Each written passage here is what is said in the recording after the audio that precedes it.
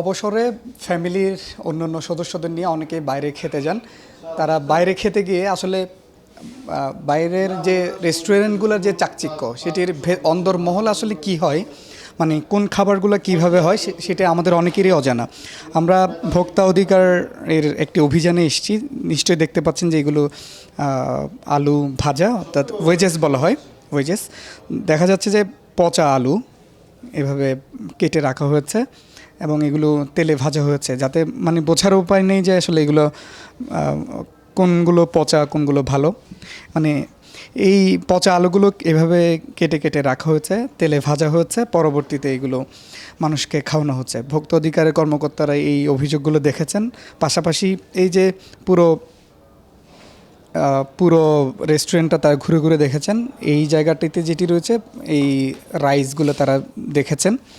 তারা অভিযানে নেতৃত্ব দেয়া ভোক্তা অধিকারের কর্মকর্তারা যেটি বলছেন, এই রাইসগুলো দীর্ঘদিন ধরে এখানে রাখা হয়েছে, অর্থাৎ 3 থেকে 4 দিনের পচাবাসি রাইস এখানে রাখা হয়েছে, যেখানে পিঁপড়া থেকে শুরু করে বিভিন্ন পোকামাকড় আসলে হাঁটছে। একেবারে উন্মুক্ত পরিবেশে আসলে রাখা হয়েছে। পাশাপাশি বিভিন্ন ফ্রিজে পচা মাংস সাথে রান্না করা বিভিন্ন জিনিসপত্র এখানে রাখা হয়েছে। এই পাশটাতে দেখা যাচ্ছে যে এই যে চিকেনগুলো রাখা হয়েছে, এগুলো পিস পিস করে, এগুলো একটু আগেই কর্মকর্তারা ফ্রিজ থেকে বের করেছেন, যেগুলো আসলে বিভিন্ন শুকনো খাবারের সাথে আসলে তারা ফ্রিজিং করে রেখেছেন। অর্থাৎ একেবারেই নোংরা একটা অপরিচ্ছন্ন পরিবেশে খাবার আসলে ভেতর থেকে পরিবেশন করা হচ্ছে।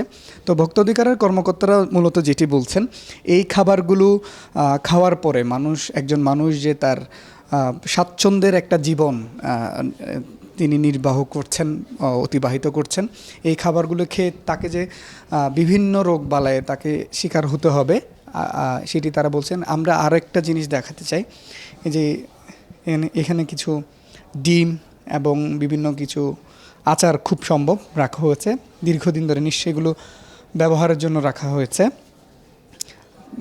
ডিম ভেঙে রাখা হয়েছে, পাশাপাশি কিছু অন্যান্য মুরগির বিভিন্ন অংশও কিন্তু এখানে রয়েছে। অর্থাৎ এই যে জিনিসগুলো আসলে কিচেনের ভেতরে রাখা হয়েছে, এগুলো নিশ্চয়ই যারা রেস্টুরেন্টের বাইরে যে চাকচিক্য দেখে যারা খেতে আসবেন, তারা ভেতরে অন্দরমহলে আসলে কি হয়, কিভাবে তাদেরকে খাবারগুলো সার্ভ করা হচ্ছে, দেওয়া হচ্ছে, তাদের অনেকেরই অজানা থাকে। তো ভোক্তা অধিকারের কর্মকর্তারা বিভিন্ন অভিযোগে এরকম 3-4টি রেস্টুরেন্ট তারা এখানে পেয়েছেন। ইকুইটি টাওয়ার প্রবর্তক এলাকার এটি, অর্থাৎ এই 3-4টি রেস্টুরেন্টে একই অভিযোগ তারা পেয়েছেন। চালের রান্না করা যে ভাতের মধ্যে, চালের মধ্যে ফ্রাইড রাইস যেগুলো তারা বানান, সেখানের মধ্যে তেলাপোকা দেখতে পেয়েছেন, বিভিন্ন পোকামাকড় হাঁটছে, এবং ফ্রিজের মধ্যে যে রান্না করা মাংসের সাথে কাঁচা মাংস তারা সংরক্ষণ করেছেন, যেটা পরিপূর্ণভাবে স্বাস্থ্যসম্মত নয়, ভোক্তা অধিকার কর্মকর্তারা বলছেন সেটি। এখন এই অভিযোগগুলো মাথায় রেখে তারা 3-4টি রেস্টুরেন্টকে প্রায় 1,38,000 টাকা তারা জরিমানা করেছেন।